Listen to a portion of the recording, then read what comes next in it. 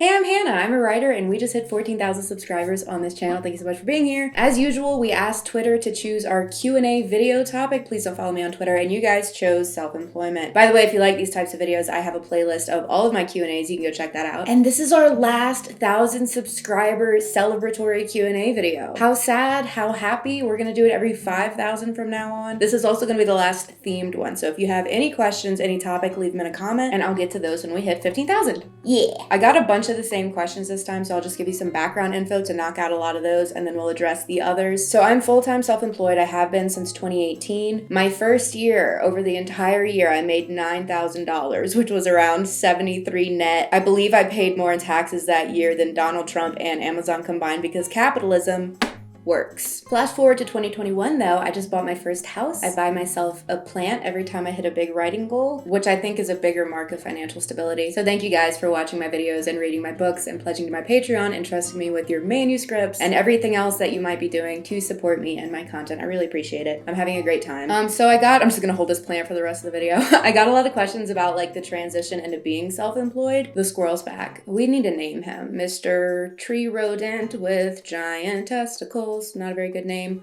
Let me know what we should name the squirrel. His only physical attribute is the size of his ball sack. So yeah, the transition into being self-employed for me wasn't really that serious. It usually is for other people, but I was pretty chill about it actually. So I graduated college and I had a job lined up in another state, but then I ended up staying in my hometown for a couple of extra years for family reasons. And while I was there, I was like, well, I have time. So I was living in an apartment. I worked as a barista and I worked in home care. So during that, I was publishing my first book, This Guy, and growing my platform. So in that year after college, I transitioned to full-time self-employed. Got a lot of other questions about exactly what I do for money, so I'm gonna break down my main income streams real quick. If you're a writer looking to diversify, these might be some good ideas for you to try out. Okay, so first I'll mention Patreon because it's my favorite. Basically, people who enjoy my books or my YouTube channel or any other content I create can pledge a certain amount of money every month in exchange for perks. So my $2 patrons get things like early access to videos, behind the scenes content, Patreon exclusive vlogs, access to our Discord channel, and things like that. And then the higher tiers get things like writing workshops and critiques. So Patreon's a really reliable and consistent income source, and I know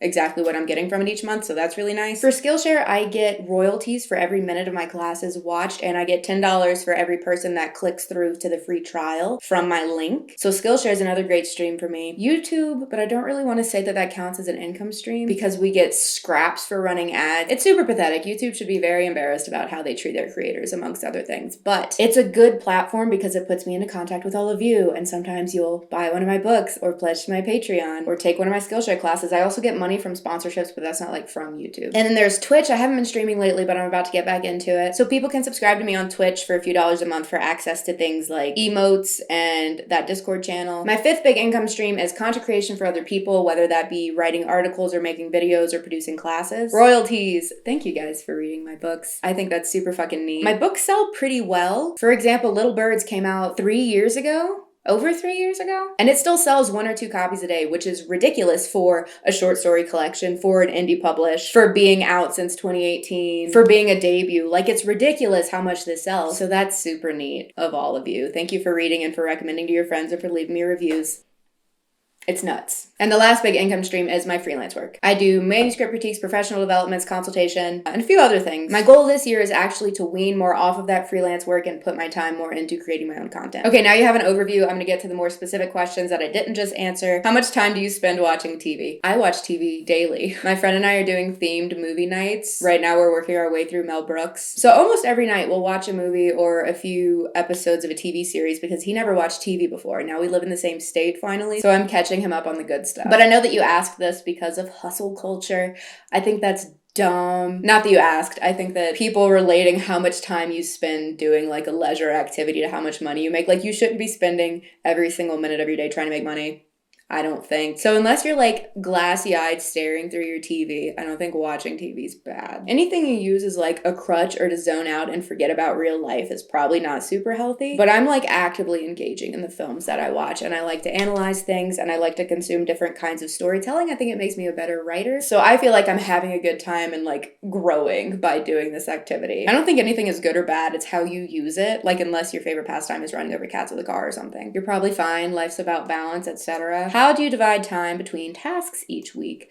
I try to film and edit most of my YouTube stuff on the first week of the month, and then the second week is like everything else. So I'll do stuff for my patrons, writing jobs, freelance jobs, and I just have like due dates for everything, so I'll go through whichever one is due next. Then ideally, the last 2 weeks of the month are supposed to be for writing my own project. The last few months haven't gone exactly that way because I've been renovating the house that I just bought, and I've been like sick or injured for most of the time. So the time that I am working is just catching up on stuff that's due for other people, which is a big reason that I kind of want to stop doing as much things that other people rely on me for and put that time into finishing my own books. What were your initial steps toward becoming self-employed? I tell people this all the time. Make a list of your assets and skills, and then make a list of anything that you want to do or where you want to be, whatever your big goals are. So then you look at that list of assets and skills and see how they can help you or like be the starting place to get you to where you want to be. So that list of assets can be your soft and hard skills, your personal and professional like social connections, software and technology, and like even physical space that you have available to use. So the list of assets I made a few years ago included a dead YouTube channel with maybe a few hundred active subscribers, a T3i I bought when I was 16, which is what I'm still filming on, a marketing degree, writing skills, video making skills. So I privated my old videos and relaunched as a writing channel. So I made my upload schedule, I planned out some content, I started putting little birds together. And as that grew and I made a little more money, I was able to quit those other jobs and focus more time toward growing it. I don't recommend quitting your day job if you only have one stream of income as a self-employed person. I think it's really important to diversify because like nothing you do is going to be super duper reliable. And even if you're only focusing on one thing, like if you were just freelance writing, you should have more clients than just like one. I also recommend having some savings built up before you quit your day job for the same reason. How long were you working on your author platform before you were able to draw enough income from it to be able to support yourself? About a year. Did you have any financial help along the way, like loans or living with parents? No, in Louisiana, I was able to keep my cost of living pretty low, which is how I scraped by on $9,000 that first year. I also had money saved up, or I would not have felt safe doing that because you never know what'll happen. Do you have any tips for increasing engagement with your platforms? Engage. I try to reply to like most of the comments on my YouTube videos because if people get a reply, they know that someone's on the other end listening to them, so they might be more likely to comment on videos in the future. It's also good to like ask questions of your audience, especially in like YouTube polls or on Twitter. That's really good. And when you're asking questions, the ones that I find get the most engagement are ones where you let people talk about themselves because that's mostly what they want to do. How do you stop the work you do for clients from eating into the time that you have allocated for your own project? Super hard. I'm still working on that. For me, I find that allocating a couple of weeks at a time to a project is more effective than like a day out of a week or some hours out of the day. I've also started outsourcing a little bit of my work, and that's helped a lot. How do you choose your prices for freelance? When I started freelancing, I researched people offering the same services and offered a similar price. And then as I got too much work for me to manage on my own, I just raised my price until I kind of hit a point where I was getting the proper amount of work that I could keep up with. But now I have a team of vetted writers and editors that I can push some of that work onto. So hopefully I can lower my prices again. Also, if you want to meet my team, I'll link that in the description, or it's just on my website, HannahLeeKidder.com. How do you deal with dissatisfied clients? Do you offer extra revisions? Do you do refunds? Do you ask for a deposit at the beginning to be covered? So I have tons of videos of me critiquing and editing writing. So when people hire me, they know like my style. So it's very rare that I'll have a dissatisfied customer because they know what they're paying for. But I have had people ghost me afterward because my feedback wasn't what they expected. They just wanted compliments and I had opinions, which is like to be expected for any kind of critique service. People usually don't want to hear the feedback that they're paying for, which I think is interesting. But I've only had a couple of people get like angry, and I've been doing it for years, but one of them tried to like smear campaign me with a bunch of weird stuff that wasn't even true. So I was like, hey, do you want me to share the feedback I gave you? And then they backpedaled and said that they got hacked on multiple accounts. And I guess that hacker had a very niche proclivity. So they apologized for that, but I blocked them on everything because that was weird. Oh, but I take full payment up front because so many people are full of shit and try to get free labor, and I don't need to deal with it, so I don't. But if you're like starting out with freelance, it is good to get half of your payment up front and then the other half after. That way people feel a little safer doing it, but you also won't get ripped off. But for the same reason that I raise my prices, I probably do lose out on some clients because I make them give me 100% upfront, but it doesn't matter because I have enough. So it just depends on where you are and how much work you have stacking up. Do you have any tips for self-discipline? Turn off your phone. I feel like a lot of these questions, like how do you discipline yourself or how do you sleep? People try to put these really complicated answers on it. It's just your phone. Just turn off your phone and lo-fi playlists. How is self-employment different from unemployment? That's funny, but do y'all know about self-employment taxes? The government just takes a bunch of extra money from you just because. What do you think are the most important pillars to become stable enough to write full-time, like goals to meet before quitting your day job? Specifically to write full-time, if you don't have anything else supplementing your income, then you'd have to have like enough income from your writing that's sufficient for you to live on, or someone else paying your bills, I guess. That'd be nice. How do you draw customers in? Did you create a specific marketing plan for your freelance work? Videos. I don't even ask for critique clients. I just make videos critiquing and people look for it. I think building a platform for your service is much more effective marketing than actually buying ads. So if you can apply whatever your freelance service is to that, find a way to basically just prove your skills in it. Like if you do graphic design, you might make YouTube tutorials doing graphic design or a Skillshare class or something. That way you're building your platform of people that are interested in that service. You're proving that you can do it,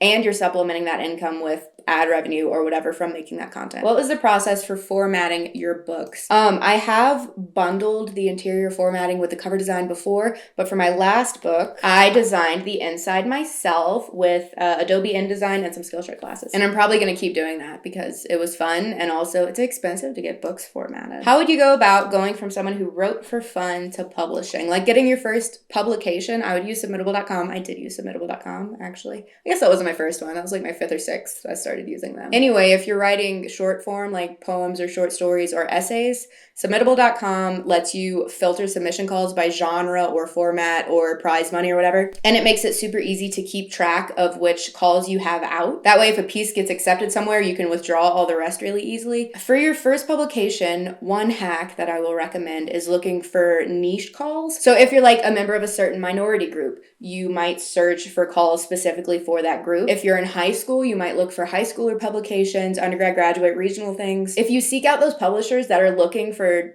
writing from a niche or group of people, you'll have much less competition, so you'll have a higher chance of being published. I especially recommend hopping on those ones that you won't be eligible for forever, like the ones with age limits or undergrad specific publications. What helped you the most in becoming a full-time author? My YouTube channel. Having a community of people that like my content and want to support it. This channel is responsible for like most of the traffic to everything else that I do. Having a platform rocks. How do you start an author platform? Totally depends on what you want. There's not really a right answer for this because your niche or your genre, if you're writing, attracts a certain kind of person, and that kind of person is interested in different things. So if you're writing like romance for people over the age of 50, they're probably not consuming a lot of YouTube content. So you kind of have to figure out who your target demographic is and meet them where they are and produce content to build a platform in that space. And I'm going to whisper this because I'm not doing a loud announcement yet. That's how that works. If you want guidance on building your author platform, and if you want a group of people to like give you support and feedback, I'm launching an indie writer incubator program, and you can sign up for the waiting list through the link in the description.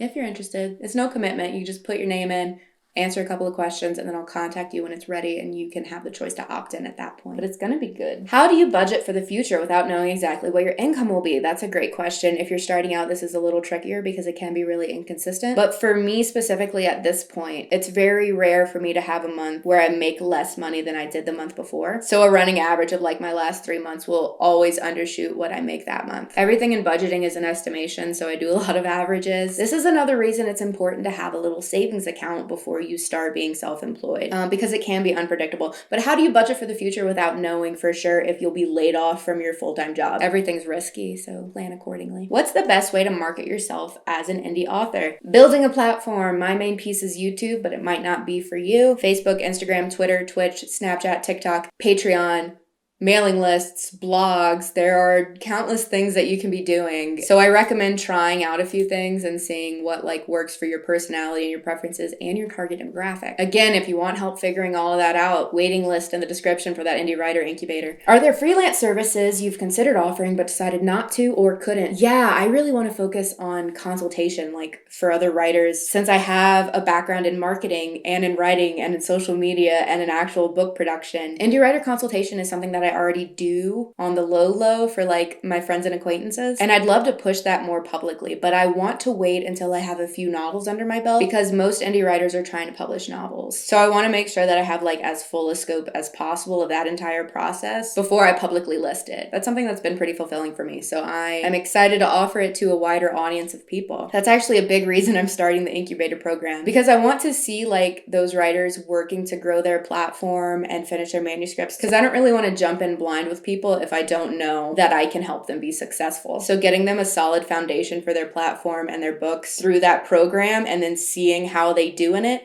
will make me more confident in taking them on as like a one-on-one client. So pretty much everything I'm doing right now is building up to being able to do more of that one-on-one coaching type deal. I think I covered everything. That's all I got. Thank you for watching, and thank you so much for 14,000 subscribers. I'll see you at 15, so leave your questions in a comment and I'll see you next week. Bye.